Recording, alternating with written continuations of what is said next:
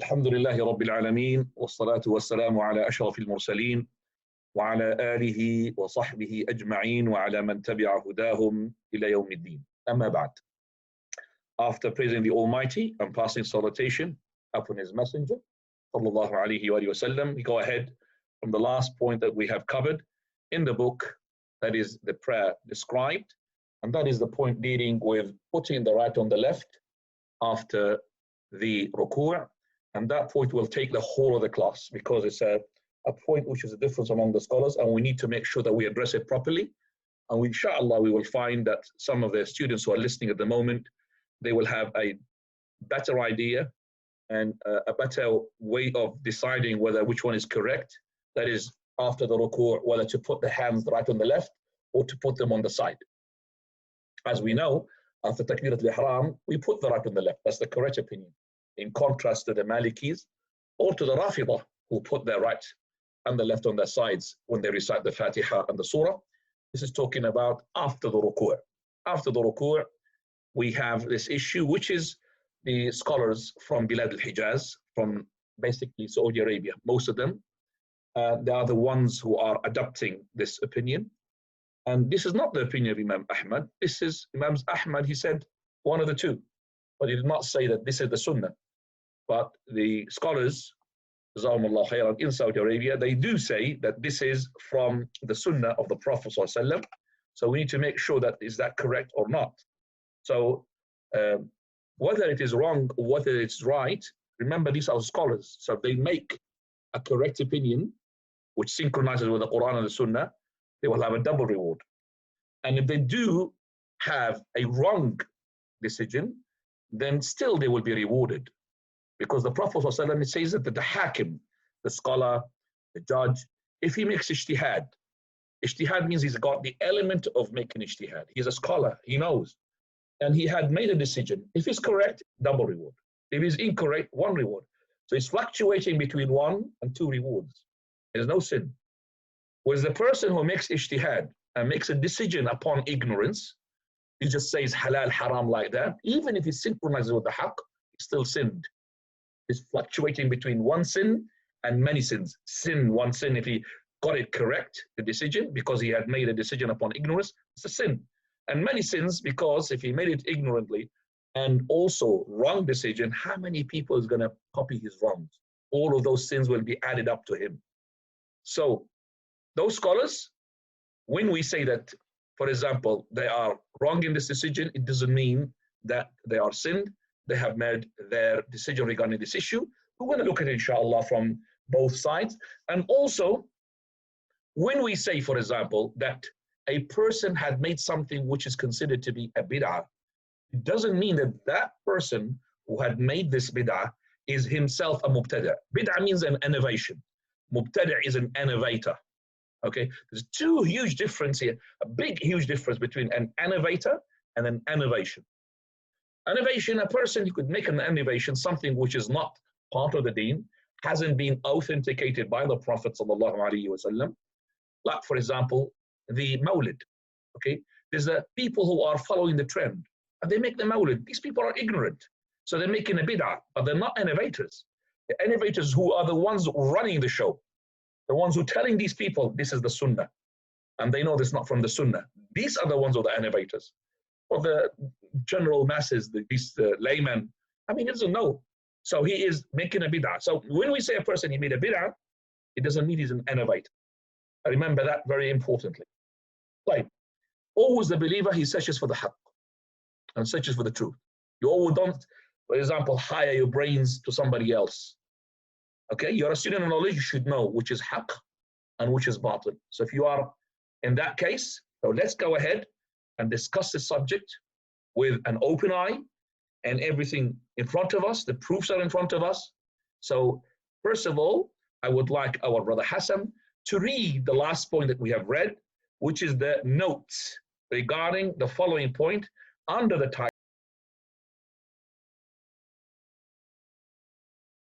Bismillahir Rahmanir Rahim. Alhamdulillahi Rabbil Alameen. والصلاة والسلام على أشرف المرسلين وعلى آله وصحبه أجمعين وعلى من تبع هداهم إلى يوم الدين. By bones here is meant those of the spinal structure, the vertebrae, as has proceeded in the main text. The meaning of this hadith is clear and obvious, to be at ease in this standing. As for the usage of this hadith by our brothers from the Hijaz and elsewhere as evidence to justify placing the right hand on the left in this standing, it is far removed from the meaning of the multitude of narrations of this hadith. In fact, it is a false argument, since the placing mentioned is not referred to with regard to the first standing in any of the narrations or wordings of the hadith. Therefore, how can the bones taking their proper places mentioned in the hadith be interpreted as referring to the right hand taking hold of the left before rukoo? This would apply if all the versions of the hadith could be construed to mean this. So what about when they imply an obviously different meaning? In fact, this placing of theirs cannot be inferred from the hadith at all, since what is meant by bones is the bones of the spine, as confirmed by the Sunnah. He would stand straight until every vertebra returned to its place. I, for one, am in no doubt that to place the hands on the chest in this standing is an innovation and a leading astray, for it is not mentioned in any of the ahadith about prayer. Despite their large number, had this practice any foundation, it would have reached us by at least one narration. Further, not one of the Salaf practiced it. That's it. Nor has, go on, finish that little sentence. Nor has a single leading scholar of hadith mentioned it as far as I know. That's it. Jazakallah khairan. Okay, so to discuss this point, let's focus upon two things. There is one, which is you are behind the Imam, okay, regardless of what you adopt, whether putting the right on the left after rukoo or not. What do you do if you are behind the Imam? And the other point, what is correct, to put the right on the left or not? So let's discuss the first point, which is you are behind the Imam, regardless of what you adopt. So whether you put the right on the left after the rukoo or you don't, you are behind the Imam. What is my decision regarding the Imam? Some of the Imams were going to put the right on the left. Some of them are going to put them on the side of the rukoo. What should I do here? So this is a point, the easier one of them, because we're going to go ahead and discuss it properly, inshallah. First of all, Prophet ﷺ, he said, إِنَّمَا جُعِلَ الْإِمَامِ لِيُؤْتَمَّ بِهِ. Verily, the Imam was made to be followed. Now, the Sahaba radiallahu anhum wa ardahum, they've understood this hadith to the limit of even following the Imam in things which you as a person will not even follow the Imam with. And that is Hadith Abi Sa'id al-Khudri radiallahu anhu wa ardah, where the Prophet ﷺ led the prayer and there were companions behind him. Somehow in the prayer, the Prophet of Allah, while he's praying as an Imam, took his shoes off and put him on his left. The companions behind him, they did the same. They took their shoes off and put them on the left while they're praying. So they just basically did like this and they pushed their shoes onto the left. Subhanallah. Some of them, of course, put them between them in the middle because they can't put them on the left because of their neighbors. Now, if you were there, would you follow? No, you would not follow because now you know why. But the companions there, they thought that every single act that the Prophet of Allah would do, they will follow it. It's the copy of the Prophet ﷺ. Copycats, mashallah, 100%. When the Prophet ﷺ had finished the prayer, he looked behind, and already he knows because he could see behind that all the companions had put their shoes on the left. Prophet ﷺ asking the question, why did you do that? Simple answer was from the companion, Messenger of Allah, we saw you doing it, so we did it. So the Prophet of Allah never told him off, never said, are you naive? You just follow me in everything? No, he's championing them for following him. But now he wants to tell them why he did it. He said, verily, I had some dirt in my shoes, meaning I had some sort of filth, impurity in my shoes. Jibreel alayhi salam told him. So here the Prophet came, companions can't see him, can't hear him, and he told him that there is impurity in your shoes. And now when you have impurity in your clothes, you have to remove that, because you have to have impurity, not pure impurity, purity. That means your clothes are pure, your body is pure, okay, and your place is pure. Three things: your body, your clothes, and also that is the place we pray. When I say your body, I'm not talking about wudu. That wudu is different place. You have to be in wudu. I'm talking about, let's say you are in wudu, but you have, let's say, excrement in your hand or a urine in your hand. You have to remove it. If it's in your clothes, you have to wash it. And if it's in your, as well, place where you pray, you have to remove it. You can't pray on something which is impure. So the Prophet ﷺ, he said, verily, I been told that I have impurity. He said, I took my shoes off. So one of you comes to the prayer, let him look at his shoes, because they used to pray with their shoes because the masjid had no carpets. And this is where, if you are, by the way, the sunnah is that if you had shoes on and the place, no problem to put the shoes on, don't take your shoes off for the sake of the prayer, unless you don't feel comfortable. Some of the shoes are really sort of pokey, you know, they don't make you comfortable, you take them off. But don't you ever take them off because you think it is better to pray without shoes. So the Prophet ﷺ told him the reason.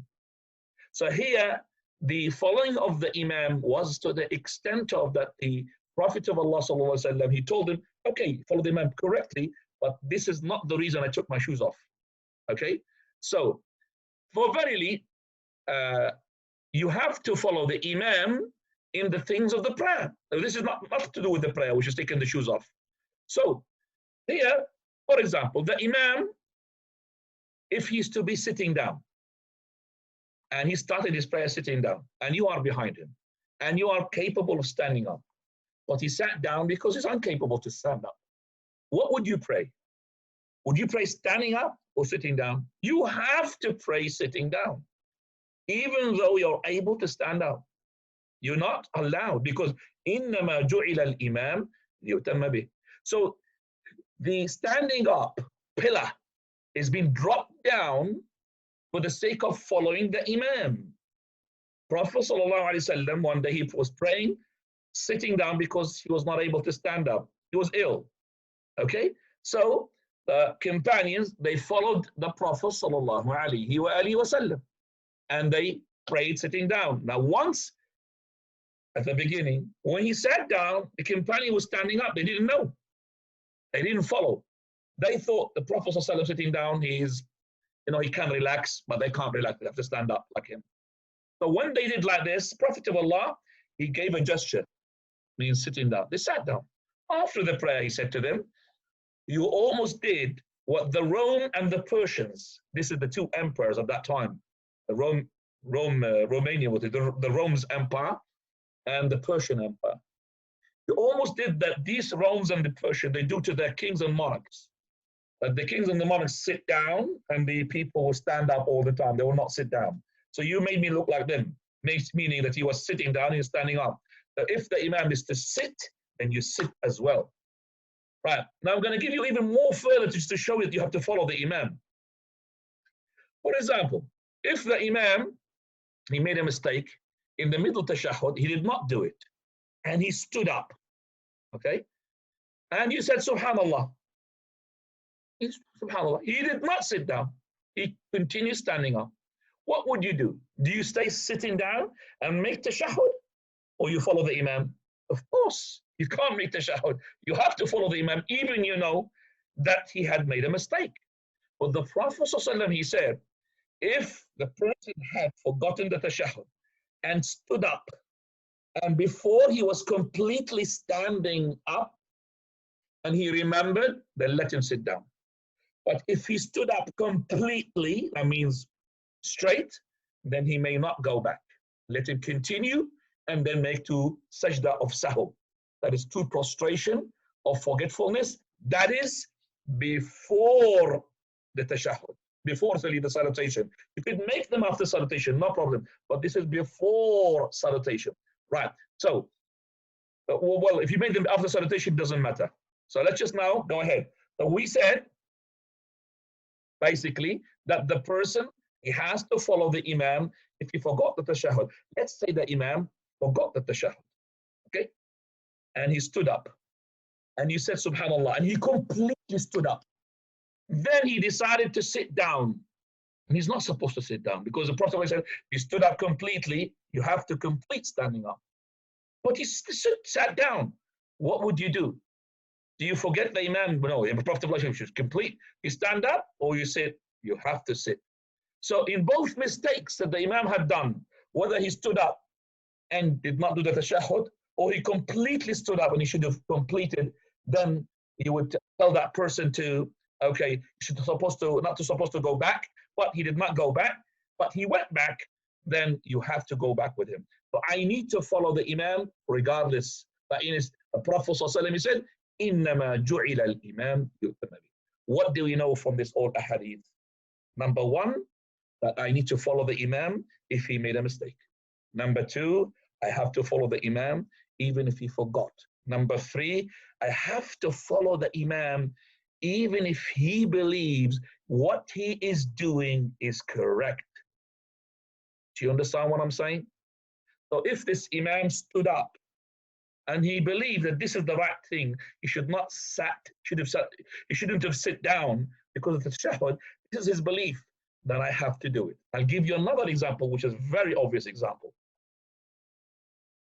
This Imam, he did not forget, he did not make a mistake, but this is his belief in his prayer. In the Fajr prayer, the people who follow the Imam al-Shafi'i rahimahullah, they make after the Rukoo of the second rak'ah in the Fajr, dua, they call it dua al-Qunut. So if you went to a country where they follow the Madhab al-Shafi'i, Imam Muhammad ibn Idris al-Shafi'i, they will straight away put their hands up after the Rukoo of the second rak'ah of the Fajr, every day. To the extent that if the Imam did not do this, he would make sujood sahw for that. That is to prostration or forgetfulness. Subhanallah. Subhanallah. So this person, he needs to follow the Imam, even if this Imam made a wrong. And we know that for a fact, putting your hands, okay, for the Qunut in the Fajr continuously without having a crisis, just like this, it is not from the Sunnah. Imam Shafi'i based it upon Hadith Anas, which is incorrect. It's unauthentic. Yet, if I'm praying behind an Imam who's following the Madhab al-Shafi'i and he thinks this is the correct opinion, then I have to follow him. I cannot just sit down and wait for him until he finishes his dua and then he goes down for the sajda. No, I can't go down. I have to raise up my hands and follow him. Of course, this is if the Imam, okay, is a person whom he is a person who thinks and believes that is the haqq and is a student of knowledge. But if the Imam, whom you had, for example, a dialogue with him, and you told him this is a bid'ah, and he understood that this is a bid'ah, yet because of his arrogance, or because of his stupidness, or because of his blind following, or because of his doesn't want to lose the salary because if he does not put his hands up, the guys in the masjid there will say to him, bye-bye, there's no salary because you have to put your hands up. If it's because of that, don't follow him. So in the case of the Imam doing it arrogantly, which is not out of a mistake, not out of he forgot, not out of because he believes that this is the haqq, because of his arrogance, I will not follow him. Because this Imam is doing it, for example, for the sake of just, as I said, whatever the reason is, but he knows the haqq is otherwise. I will not follow him in that case. And by this, alhamdulillah, then we know that if the Imam is from the Bilad al-Hijaz in Saudi Arabia, and he put his right on the left, and I am from the people, for example, I do not follow that. After Rukoo, I do not put the right on the left, and I saw the Imam did this, then I have to do that. If I came to an Imam, which I don't know what he's doing, and I'm not behind him and I can't see him, then I will do what I believe is correct. So if this Imam, for example, he puts his hands down after Rukoo, and I do put my right on the left, and I don't know, I will put the right on the left. Listen now to me. Imam al-Albani, the author of this book, the one who said putting the right on the left after Rukoo is a bid'ah. He used to be a teacher in the University of Medina in Saudi Arabia for 3 years. the head of the Medina University at that time was Sheikh Ibn Baz, rahimahullah. Sheikh Ibn Baz, he used to be the leader of the prayer. Sheikh al-Albani, he's one of those who pray behind him, whether he's in the first row or the second row, whatever. But Sheikh al-Albani, even he does not know, and who does not, see the Sheikh Ibn Baz, if he was, for example, the 6th row, the 7th row, he knows what Sheikh Ibn Baz abduct regarding putting the right on the left after the Rukoo. Sheikh Ibn Baz, his opinion that you must put the right on the left after Rukoo. It's not correctable like this. It is called saddle for him, which is prohibited. You have to put the right on the left after Rukoo. Now, Sheikh al-Albani said putting the right on the left, remember, is an innovation. What did he do? Like we said, he followed the Imam. So even though he says a bid'ah, it's an innovation, but he does not say the Sheikh is an innovator. No, Sheikh is a scholar. According to him, he made ijtihad, but according to him, he's wrong. But he is rewarded, he's not sinned. So the Sheikh al-Albani for 3 years, whenever he prays behind Sheikh Ibn Baz or any other Imam adopts the opinion that you put the right on the left after Rukoo, he would do the same thing and follow him. This is the Imamah. Okay, this is the Imam. We should really see how the scholars behave, subhanallah. Right. Alhamdulillah, this is finished. I think my dear co-host, I think I have rated to more than 100, but I could see that there is not, the system is not taking that. And I think my thing is expired, subhanallah. Okay, never mind, inshallah, we'll try to update it next time. But I could see that you can't take it more than 100 people, participants. Right. Let's go back now to the second point. Which one is correct? To put it on the right, to put it after the Rukoo, right on the left, or to put it on the side? Okay, first of all, I need to have an introduction. Bear with me, please. Jazakumullah khairan. When we depend upon general texts, whether it's Quran or Sunnah, and base our opinion on it, when there is no actions being done on that general, okay, for verily, this will open the gate for those who are innovators to make an innovation in the deen. If you have a general text, and this general text, the generality of it, it was not implemented by the Prophet of Allah or his companions, then definitely this is a bid'ah, innovation. And I'll give you an example and how this will open the gate of bid'ah if we don't really implement this principle.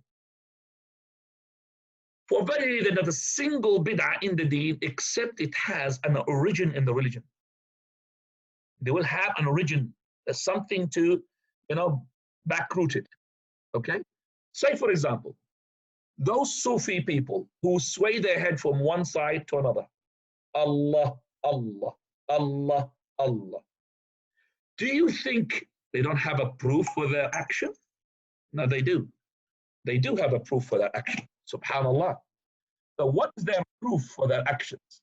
The proof for their actions, number one, that the Prophet sallallahu alaihi wasallam, he said that the day of judgment, the hour will not take place until there will be people who will not say Allah, Allah. So there will be no mentioning of Allah, Allah on the earth. Now this hadith is general. There's another hadith in Sahih Imam Muslim to specify this word Allah, Allah, because Allah, Allah like this is not dhikr. It says, until there will be nobody saying on the earth, La ilaha illallah, no God worthy of worship except for Allah alone. Allah has having no partners. So we know it's the meaning of Allah. As for shaking the head, they say that the Prophet sallallahu alaihi wasallam had said regarding that when you are reciting the Quran, to beautify it with singing. So we are beautifying our remembrance with the singing. I think I've got to just assign here that my internet connection is unstable. I'll wait for 2 seconds. Hassan, everything is okay? It cut out for about 2 seconds, but it's all right now, alhamdulillah. Yeah, there's a sign comes to me, says unstable internet. Right, let's go back. Another example. For example, that if you've mentioned, for example, that to say sallallahu alayhi wasallam after the adhan, okay, is a bid'ah. In our country, once the adhan is finished, the muaddin himself will say, sallallahu ala sayyidina Muhammad wa ala alihi wa sahbihi wa sallim. We say to them, this is a bid'ah. Bilal did not say it. Prophet ﷺ, he said, if you had heard the adhan, then say as he says. If he said, hayya ala salah, say, la hawla wa la quwwata illa billah. And then same thing, hayya ala falah, la hawla wa la quwwata illa billah. Until you finish the adhan. Then when you have finished the adhan, then sallu alayhi. That is for mu'adhin. It is for us who listen. So it's Allahumma salli ala Muhammad. Allahumma salli ala Ibrahim wa ala ali Ibrahim innaka hamidun majid. اللهم بارك على محمد وعلى آل محمد كما باركت على إبراهيم وعلى آل إبراهيم إنك حميد مجيد. And then وسلوا لي الوسيلة اللهم رب هذه الدعوة التامة والصلاة القائمة آتي محمدا الوسيلة والفضيلة وابعثه مقاما محمودا الذي وعدته. That's the supplication as a listener to say it, but not to the mu'adhin to make it adhan with it. What do they refute you with? How do they deny you and reply upon you? They will say, well, Allah Azza wa Jal commanded us in the Quran to make salutation upon the Prophet. Surah Al-Ahzab, verse 56. Inna Allah wa malaikatahu yusalluna ala nabi. Verily Allah and His angels having prayers upon the Prophet. The angels' prophet, the angels' prayers upon the Prophet is to elevate his rank. And Allah's prayer upon the Prophet means to mention him in the best of ways. If he's praising him. Ya ayyuhalladhina amanu sallu alayhi wa sallimu taslima. O you who believe, pass salutation upon him. So that is salutation. See the Quran. Also the Prophet of Allah said, Man salla alayya marra, sallallahu alayhi biha ashara. One, pass a salutation upon me once, Allah will give salutation upon him 10 times. So if you say sallallahu alayhi wa sallam, why don't we say sallallahu alayhi wa sallam after the adhan? Subhanallah. So it's general hadith, general ayah. You have used it to implement the salutation after the adhan. See how the bid'ah comes? Another example. Let's say a person came to the masjid in dhuhr time and he said, well, we have lots of time for the iqamah of the fard. Let's make salat as-sunnah, which is the one before the fard, to make it in jama'ah. So instead of praying your sunnah on your own, let's pray it in congregation, akhi, before the fard starts. Now, what are you going to say to him? What are you going to say to him? Your innovation, bid'ah. I said, why is innovation? Didn't Allah subhanahu wa ta'ala say in Surah al-Baqarah, verse 43, وَأَقِيمُوا الصَّلَاةَ وَآتُوا الزَّكَاةَ وَارْكَعُوا مَعَ الرَّاكِعِينَ. Perform the prayer and give the zakah and bow with the ones who bows. That means pray with the ones who pray. So Allah is commanding us to do jama'ah. Also, Prophet said, Yadullahi ma'al jama'ah. Allah's hand is with the group, with the congregation. Also, the Prophet he said, Salatul Rajul, Salatul Rajulain azka min Salatul Rajul. Prayer of the two is better than the prayer of the one. What are you talking to me? What are you talking about saying bid'ah, akhi? So how can you refute him? He is basing his bid'ah upon a proof. It's a general proof. How are we going to refute that? We're going to see in a minute, inshallah. Third, for example, after the prayer, some of the countries, after the prayer, they say, Takabbar Allah, or they make a dua after the salah. The salah finishes. They raises up his hands like that. Now, when we say to him, it's a bid'ah. Prophet did not do it, companions did not do it. You say, Ya akhi, in Surah Ghafir, verse number 60, وَقَالَ رَبُّكُمُ ادْعُونِي أَسْتَجِبْ لَكُمْ. And your Lord said to you, call upon me, and he will respond. So we're calling upon him. Also in the hadith of the Prophet sallallahu alayhi wa sallam, إِنَّ رَبَّكُمْ حَيِّيٌّ كَرِيمٌ يَسْتَحِي مِنْ عَبْدِهِ إِذَا رَفَعَ يَدَيْهِ إِلَيْهِ أَن يَرُدَّهُمَا صِفْرًا. Meaning, Allah is shy, and he is generous. He's shy that from his slave to put his hands up for him, and he will return them empty, zero. Look at that. He's using this hadith in its general to say it is permissible for me to do what? They making the dua after the salah. How do we refute them?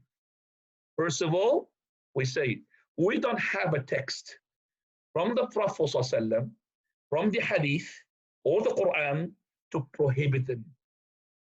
We don't have. We don't have to say the Prophet of Allah forbade for us, for example, to make salah upon the Prophet after the adhan. We don't have, for example, a proof to say, oh people, make even the Mawlid, which is celebrating the birth of the Prophet. They will tell you that the Prophet ﷺ being honored by Allah Azza wa Jal, the celebration of the birth of the Prophet, they bring you general hadith. We don't have hadith to say to them, the Prophet forbade from celebrating the birth of the Prophet. We don't have a hadith to say that the Prophet forbade from raising up the hands after obligatory prayers. We don't have a hadith to say that the Prophet said, don't pray the sunnah of the dhuhr, sunnah of the asr, sunnah of the maghrib, that is in jama'ah and congregation. We don't have a proof. Secondly, we do not have also a proof, a text ourselves, that the Prophet ﷺ did not do it. We don't have to say, we can't say there is a text from the Prophet that he did not do it. That's a very delicate point here. So how can we refute them? The only refutation says, lam yarid. It was not narrated.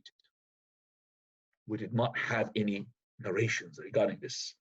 And that is, we call it from a sunan at-tarkif. With the Prophet of Allah, the general text, and there was no implementation of what you do regarding that general text, that's a bid'ah. The Prophet, we don't have a text from the Prophet of Allah that he did it. We don't have a text to say that he did not do it, but we don't have a text to say that he did it. So let's go back now to the putting the right on the left. Putting the right on the left is based upon two proofs. Those who put the right on the left, they're basing their opinion after Rukoo on two proofs. Proof number one, Hadith Wa'il ibn Hujr, companion, whom he said that كان إذا قام في الصلاة, when the Prophet sallallahu alayhi wasallam stands up in the prayer, قبض بيمينه على شماله, he would grab with his right his left. كان إذا قام, when he used to stand up, the Prophet of Allah for the salah, he used to grab his left with his right. The text number one from Wa'il ibn Hujr, Sahih, Hadith Sahih.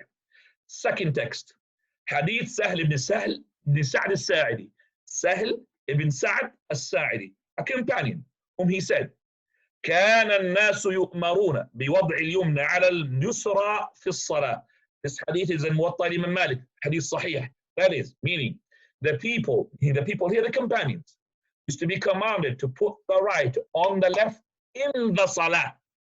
To put the right on the left in the salah. Okay, let's now tackle these two hadith first of all. First of all, this hadith of Wa'il ibn Hujr, radiyallahu anhu wa arda.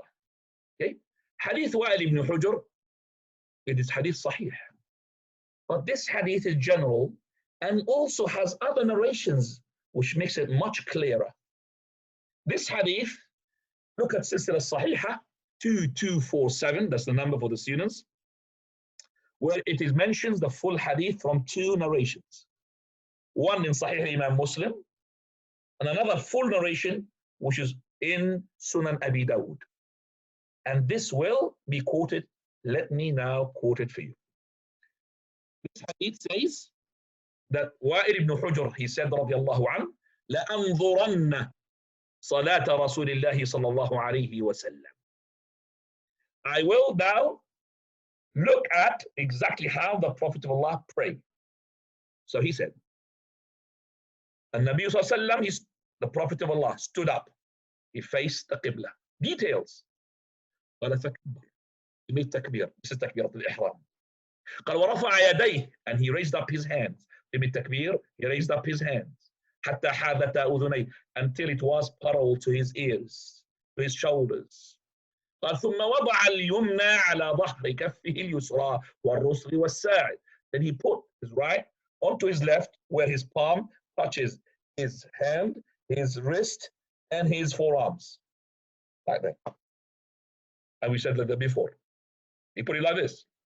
Then it says, when he wanted to make rukoo, he raised up his hands, mithlaha, like it. What is like it here? Like takbirat al-ihram. So when he wanted to make rukoo, he said, mithlaha, like this, like it, like the takbirat al-ihram. He raised up his hand. Then he went to rukoo. He put his hands on his knees. Then he lifted up his head. That's for Sami Allahu liman hamida. And he raised up his hands like it. So he said, Rabbana wa lakal hamd. Like it, like the takbirat al-ihram. Then he prostrated. Where is putting the right on the left? If there was a right on the left, he would have just said, and he had put the right on the left like it, which is like in the first qiyam. So this hadith is very clear. He had detailed this, because you see, the scholars who depended upon this general hadith of Wa'il, that he used to be putting the right on the left in the salah, in the qiyam, in the standing up, this is a hadith which is not complete. If you put this into the complete narration, then you will see very clear that the Prophet ﷺ, he did not put the right on the left after the rukoo. Otherwise, Wa'il ibn Hujr, the companion, he would have said, and he would put the right on the left like it, but he did not do that. And then he continued to describe the rest of the prayer. So this hadith, in its context, will show us it cannot be used, that is to put the right on the left in the second qiyam, which is after rukoo. It's only in the first qiyam. Okay. Same thing here, hadith Sahl ibn Sa'd as-Sa'idi, where he used to say the companions, they used to be commanded to put the right and the left in the salah. That's even more general. Not in the qiyam, in the salah, to put the right on the left. We say that if we're going to implement this general, okay, that is to put the right and the left in the salah, okay, then there is a place in the salah where there is nothing had been narrated to us how to put your hands, and that is between the two sajda. You know the first sajda, then you see for the between the two sajda, before you go to the second sajda, there is not a single narration tells us where to put the hands. So let's implement what you have implemented after the rukoo, and also put the right on the left after the first sajda, before the second sajda. Why don't you say that? They will say, oh, no, but you see, between the two sajda, we are making it like the tashahhud. What do you do with the tashahhud? Your hands is on the knees, make it tashahhud, your hands on the knees. So we will, compare it because it's close to that. What is your rule for doing this? They will say qiyas, analogy, because it's closer. We say, subhanallah, do you have any proof that he used to put these two hands on his knees? No, they don't have a proof. Not a single narration for the scholars of hadith, they do have where the Prophet used to put his hands on the knees. So you don't have an answer except that this how the Muslim used to do. The companions used to put their hands on the knees. And this is our same answer for the sake of putting the right on the left after rukoo. Companions did not do it. We say also. And this is even more powerful.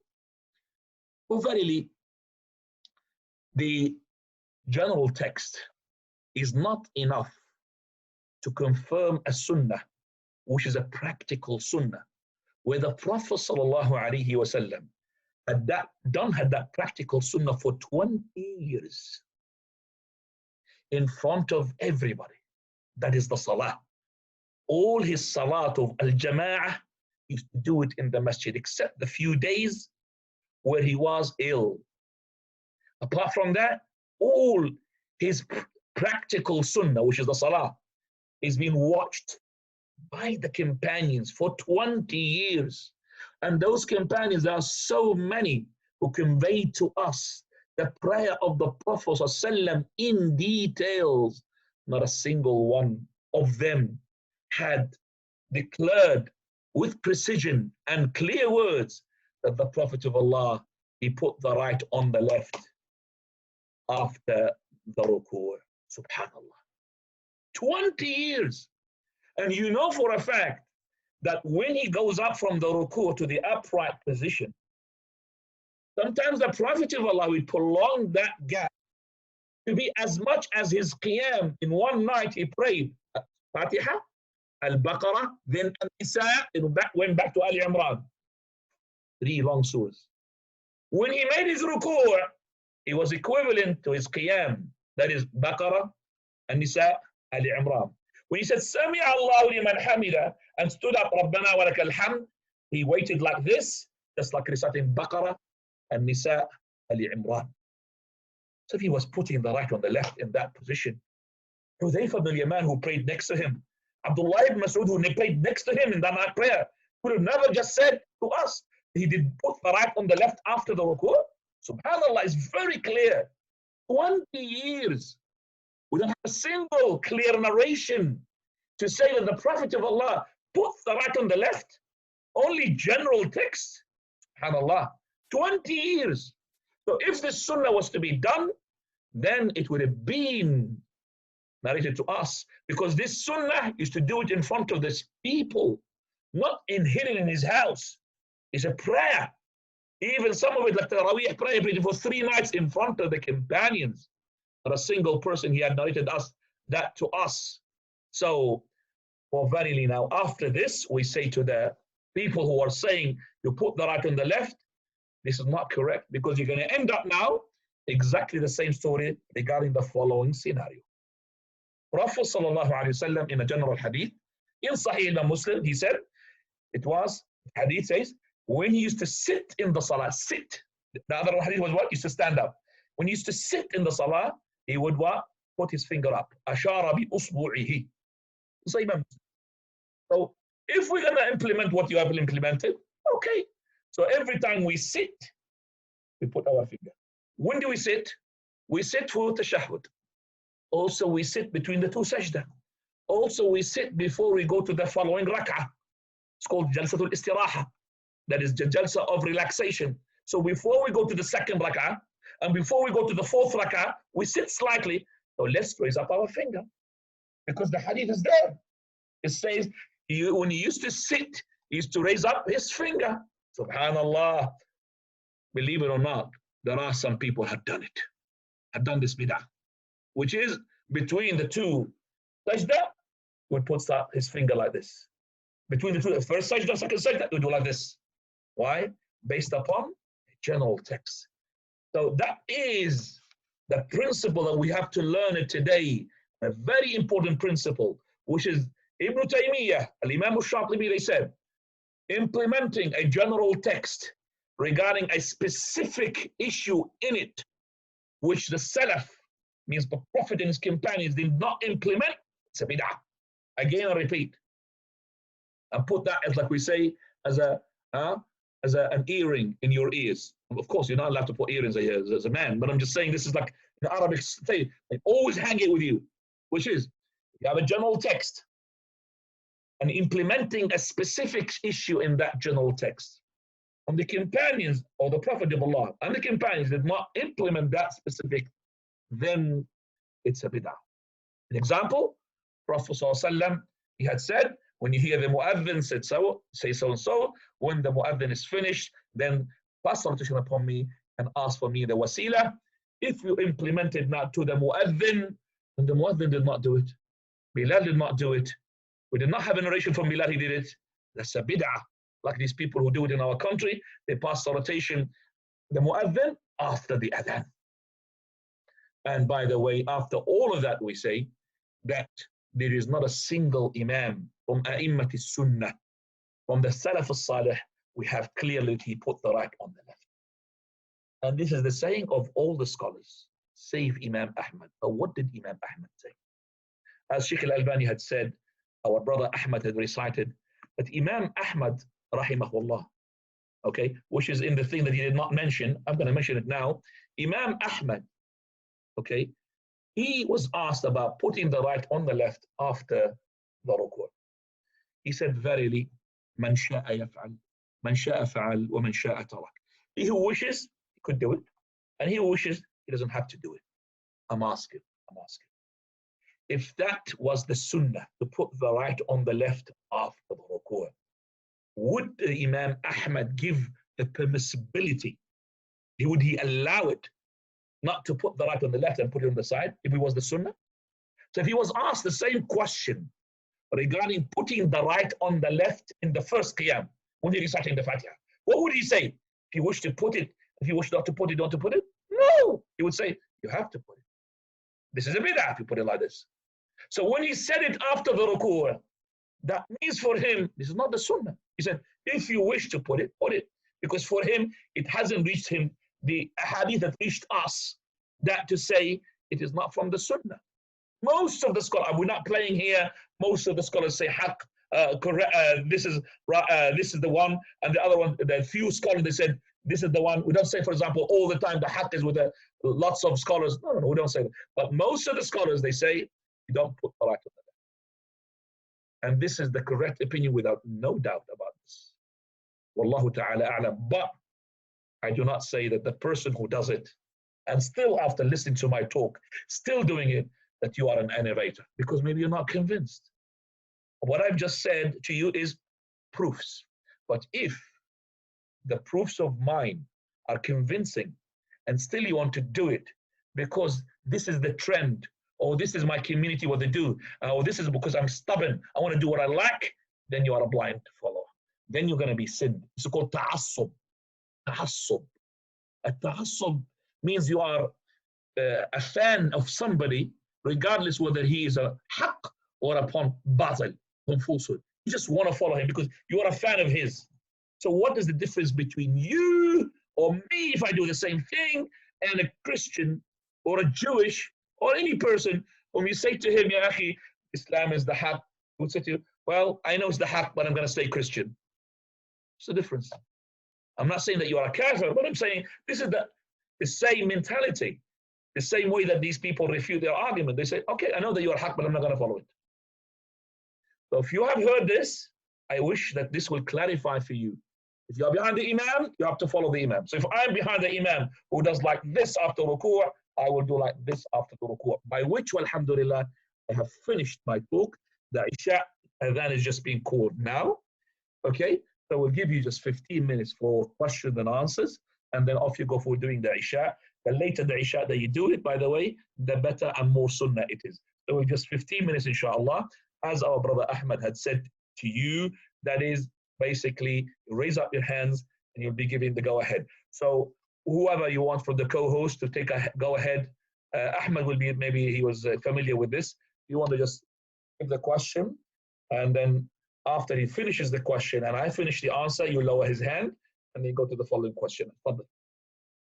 Sheikhi, just to let you know that Zahid has just got disconnected a few minutes ago. He's back now if you want to make him a co-host. Just a few minutes ago. Okay, first question. We have one question. SubhanAllah, he's the one who's investing for me for a better internet. If it's internet like this, how can you invest for a better internet for myself? May Allah reward. Okay, question we have here from the chat is, can the Sheikh answer question? Where is the proof the hands after ruku' needs to be by your side? The proof when you return back from ruku' only mentioned raising the hands and then going to sujood. Doesn't this make both placing the hands on the chest and by your side in jeopardy? Okay, no. This question, I can see it from a person who is a student of knowledge. He could be adopting, putting the right on the left, okay, after the ruku', or he could not put in the right on the left, but he wants to understand the answer. And I said, Ahmed, please, can you just make priority for the people who ask from the please, Ahmed, I'm asking you for the second time.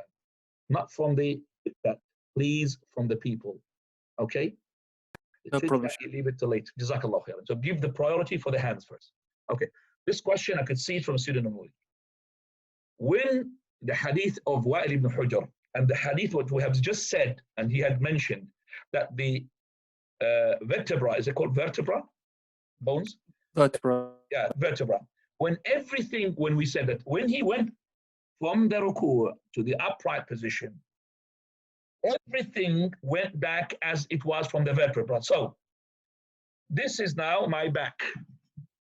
We've got all the vertebra like this. And this is my hand, the vertebra like that. Okay. When I entered the prayer, how did I enter the prayer? Did I enter it like this or like that? I entered it like this. If I entered the prayer like this, so this is my origin. I only do move my hand or leg according to the hadith. If I don't have a proof, then it's my hand like this. Okay? So now, if I did this, because of the hadith. If I did like this, it's because of a hadith. If I did like this, because of a hadith. If I did like this, because of a hadith. If I don't have a hadith, then this is where, because the bones return as they are. That's the origin. Okay? That's the origin. Right. Inshallah, this will answer the question. Further. Hassan Ali, please. When you stand up for the first tashahhud, you have to do you raise your hand. Ask the brothers, please, do not put your video on. You are throttling the internet. I've got a very miskin, poor internet. Please don't put the video, and then they will make it down. Brother. Okay. When you stand up for the first tashahhud, you have to raise your hand, or you stand up like normal? When you do the first tashahhud and you want to go up. Yeah. Okay. You have to raise your hand? Okay. We haven't reached that point, okay?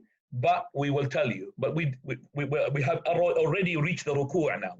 And then after the Rukoo, we didn't go down. But you're asking me something ahead. No problem.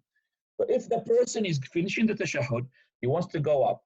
Prophet ﷺ, he used to make the takbir always before he makes the movement or while he's making the movement, but not after the movement. So you're going to go up. So you say, while you're sitting down, Allahu Akbar, and then you start standing up. It's wrong to say Allahu Akbar. What is this? Or some of the people, they would say Allahu Akbar, and then the raise of hands when they are fully. That's not correct. You raise up the hands when you are in tashahhud now. You say Allahu Akbar, and then that's for the third rak'ah. Does that answer your question? The brother, please unmute him. The brother, does that answer your question, my dear brother? Yeah. That's my question. Yeah. Heather Sunnah, please go ahead. Wa alaykum assalam wa rahmatullahi wa barakatuh. I'm allowing the brothers, the participant, to unmute yourself. Okay? You don't have to do the coast. You just mention the name and he will be able to unmute himself.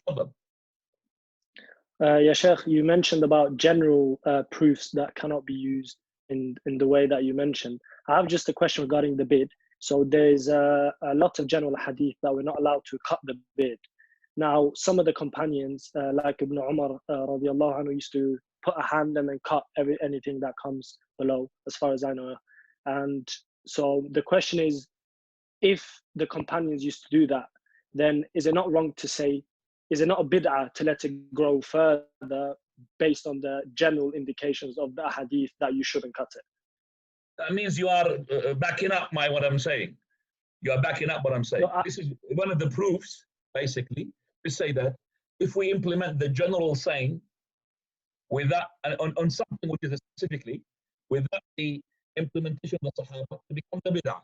This is the Prophet ﷺ, he said there are 3 hadiths.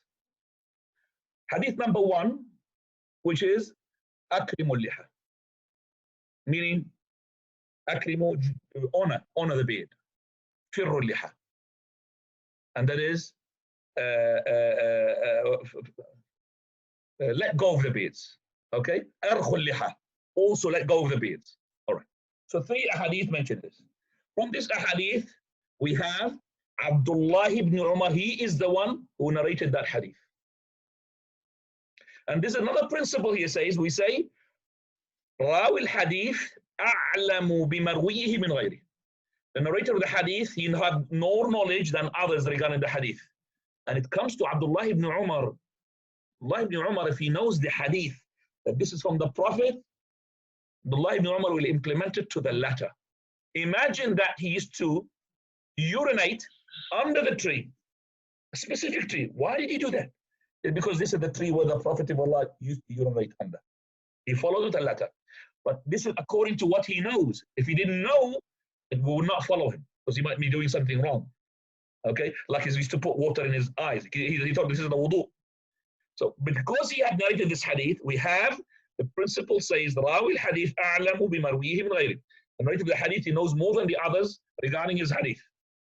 Abdullah ibn Umar, he used to put his hand, whether it is after Umrah or not after Umrah, this is something which is beside him. That is all the time he would put like this and make sure that whatever, and it's not really, when he used to put like this, okay, and whatever is extra, he used to cut it. It doesn't mean, that every 10 days I'm going to measure it. Every 10 days I'm going to measure it. Every 10 days I'm going to measure it. No. Every time I feel my beard is really big, then I'm going to measure it and I cut what is. So this is, you collect the beard like that. Look.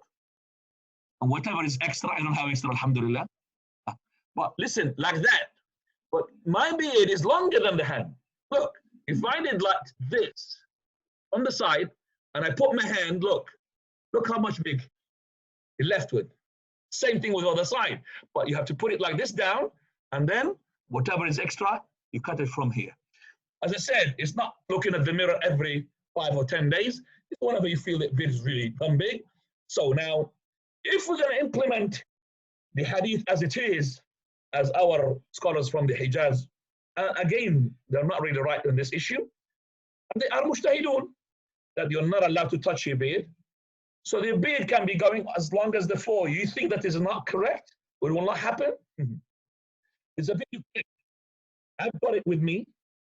And if you want to watch, I'll make you to watch, I will give it to you. While I'm talking, maybe I will find it. Okay, maybe not here. I'll just leave it now. I don't want to busy myself. But this is a person in Umrah. His beard was touching the floor. Okay? Is that a beard that the Prophet wanted? I would say this beard is a hazard. You might suffocate yourself with it when you sleep. Huh? You might have a fight with your wife regarding this. She stepped on my beard. Huh? Or you might suffocate your wife with it. Huh? Hans Lunch, this is, I've been looking at the book, Guinness record. Okay? The longest beard, Hans Lunch. Okay? Hans Lunch, German. Google it. 5 point, can't remember, meters. You know what's 5 meters? That's longer than my room. I don't know what he used to do with his beard. So I'm not allowed to cut that beard? Who says that? I mean, 5 meters, something like this? What am I going to be towing a car with it? I mean, that's not ridiculous. This is what we call it a person who does like this. This is beard was not a beard. So that is why we find 10 companions, al-Abadila, the ones whose name starts with Abdullah ibn Mas'ud, Abdullah ibn Umar, like this, Abdullah ibn Amr. They used to make the qabdah. Where do you want to find these narrations? In Silsila al-Da'if of Shaykh al-Albani, rahimahullah, in his book, when he talks about that he used to take from the beard, from ardiha, he used to cut the beard from the sides, and this hadith is unauthentic, but he goes on to say that take a qabdah, and then he mentions those companions who had said that, who had implemented this, which is cutting underneath it with a handful.